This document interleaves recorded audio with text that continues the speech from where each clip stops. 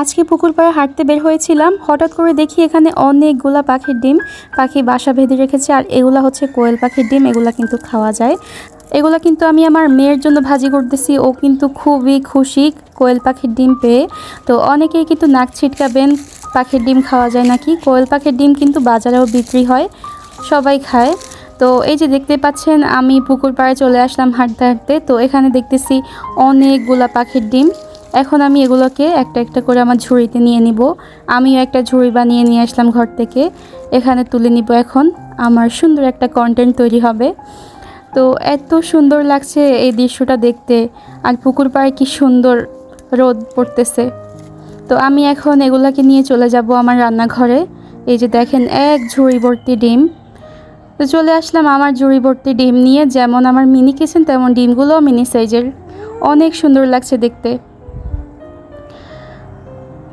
তো আমি এখন ডিমের জন্য যা যা লাগবে, আমি ডিম ভাজি করব সাথে টমেটো দিয়ে, টমেটো আর কাঁচামরিচ। তো আমি এখানে টমেটো কেটে নিচ্ছি আগে। ডিমের সাথে টমেটো দিলে এত সুন্দর লাগে ডিমগুলো দেখতে, একদম লাল টকটকে টমেটোটা। আর এটা হচ্ছে আমাদের গাছের, আমি এটা কিছুদিন আগে পেড়ে রেখেছিলাম, একদম লাল টকটকে হয়ে আছে। যখন পেড়েছিলাম তখন কিন্তু এতটা লাল ছিল না। এখন আমি সুন্দর করে এটাকে কেটে নিচ্ছি।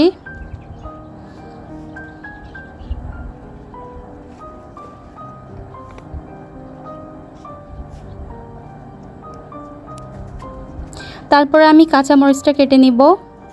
তো আমার সব কিছু কাটাকুটা শেষ, এখন আমি চুলায় আগুন জ্বেলে দিলাম। তারপরে আমি এখানে বসিয়ে দিব কড়াইটা। এটাতে আমি সবগুলা ডিম ভাজি করব একসাথে। তো এই জন্য তেলের পরিমাণটা একটু বেশি করে দিব, যাতে আমি এখানে সবগুলা ডিম ভাজতে পারি। তো এখন আমি একটা একটা করে ডিমগুলো দিয়ে দিব। এই তো দিয়ে দিলাম একটা। দেখি এখন গুনে দেখি আমি তখন কয়টা ভেজেছিলাম। একটা, তারপরে এই যে দুইটা,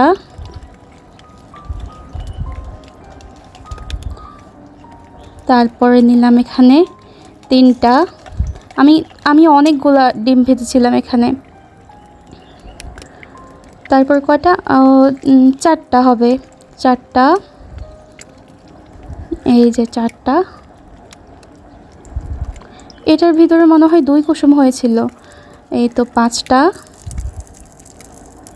তারপরে এই তো 6টা। ছয়টা ডিম আমি একটা কড়াইতে ভাজি করেছি, এত সুন্দর লাগছে দেখতে ডিমগুলা। আর এখন আমি টমেটো আর কাঁচামরিচ দিয়ে দিব। এখন দেখেন কি পরিমাণ সুন্দর লাগতেছে এগুলা দেখতে। টমেটো দেওয়ার পরে ডিমটা একদম ফুলের মতো লাগতেছে, একদম অনেক সুন্দর লাল টুকটুকি ডিম হয়ে গিয়েছে। ওই যে গায়ের বধূ লাল শাড়ি পরলে যেরকম লাগে ওইরকম লাগতেছে এখন দেখতে। তো আমি এখন এগুলা সুন্দর করে ভেজে নিব। তো ভিডিওর শেষ পর্যায়ে আমি বলতেছি, এটা কিন্তু একটা কন্টেন্ট ছিল, কেউ কোনো বাজে মন্তব্য করবেন না। কন্টেন্ট বানানোর জন্য আমাদেরকে অনেক কিছু করা লাগে, কারণ এখান থেকে আমাদের প্রতি মাসে আর্নিং হয়। তো আমি ডিম ভেজে নিয়েছি, এখন আমি এটা নামিয়ে নিব। আমার বাচ্চা কিন্তু এটা খুব এনজয় করে খাবে। আমি উপর থেকে মরিচগুলো ফেলে দিব আর ডিমটা ওকে খাইয়ে দিব। তো আজকের ভিডিওটা কেমন লেগেছে অবশ্যই কমেন্ট করে জানাবেন। আর যারা পুরো ভিডিও দেখেননি আমি জানি, তারা অবশ্যই উল্টাপাল্টা কমেন্ট করবে। আপনারা একটু আমার হয়ে ওই কমেন্টগুলোর রিপ্লাই দিয়ে দিন প্লিজ, যারা এই পর্যন্ত দেখছেন।